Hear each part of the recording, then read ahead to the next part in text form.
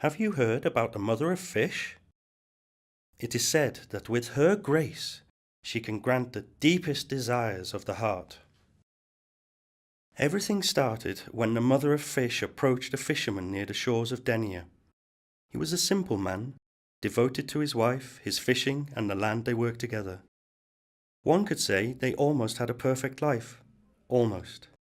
They had a longing for children of their own, and until then they had had no luck with that endeavour. The mother of fish swam to the shores of Denia and presented herself to the man. She said, "Cut off my 3 heads, your wife must eat one, your mare and your dog must eat the other 2. After that, my 2 tails in your garden you shall hang. Only then, what you long for you will have." Her instructions didn't make sense to the man, but who was he to disobey the orders of such a creature? So, without a second thought, he and his wife did everything the mother of fish ordered. Sure enough, 9 months later, the mother of fish kept her promise. Below the lemon tree where the tails were hanged, 2 large swords were formed as flowers blossoming from the land. Their dog had 2 puppies, the black mare gave birth to 2 little horses, and his wife miraculously had 2 beautiful twins, James and Joan. Time went by in the port of Denia, where James became an adventurous fisherman. Joan was a much calmer child who preferred working on the land. When James turned 20, he began to feel restless and desirous of adventure. His brother advised him to go and fulfill his dreams. So James said goodbye to his family and started his journey. He took the mare, the dog, and his sword on his journey.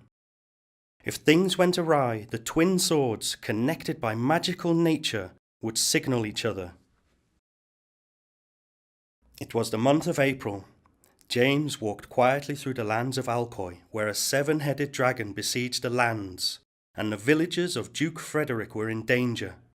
The Duke, in an attempt to solve the situation, started sacrificing 1 person each day among the inhabitants from Castalla to feed the dragon in order to calm his hunger.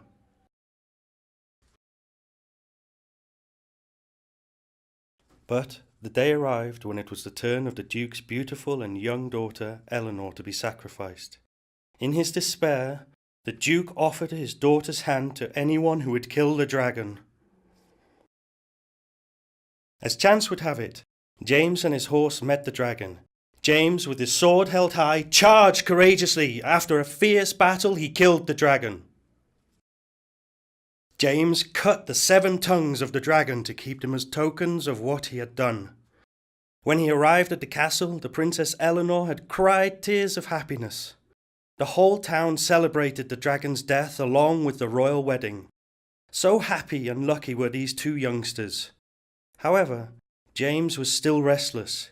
He wanted to know his lands. It was this curiosity and the duty of a good ruler that moved him to leave his wife. Exploring around, he was attracted to a house by the chants of goldfinches and listened to the voice of a maiden who said, "Knight, please come in and see the talking sparrow." James got off his horse, leaving the dog and his sword behind, and went into the house. He noticed several statues, but ignored the real danger of where he was. Joan saw that his sword started rusting. Understanding what that meant, he took off looking for his brother. After hours of travelling, he finally located James's horse and the dog outside of the house. Joan heard the same voice his brother had heard before. He almost fell for the witch's trick. But when he saw his petrified brother, he reacted and killed the witch with his sword. All the statues came to life again, including his brother James.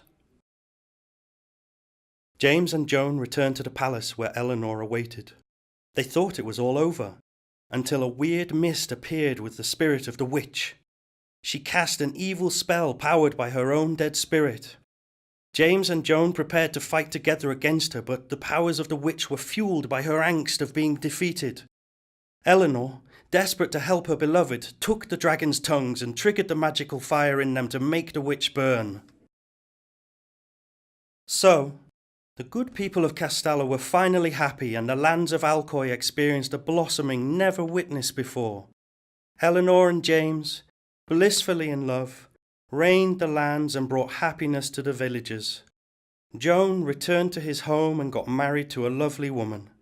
He continued living the life he always wanted to live. The mother of fish was not seen on the shores of Denia again.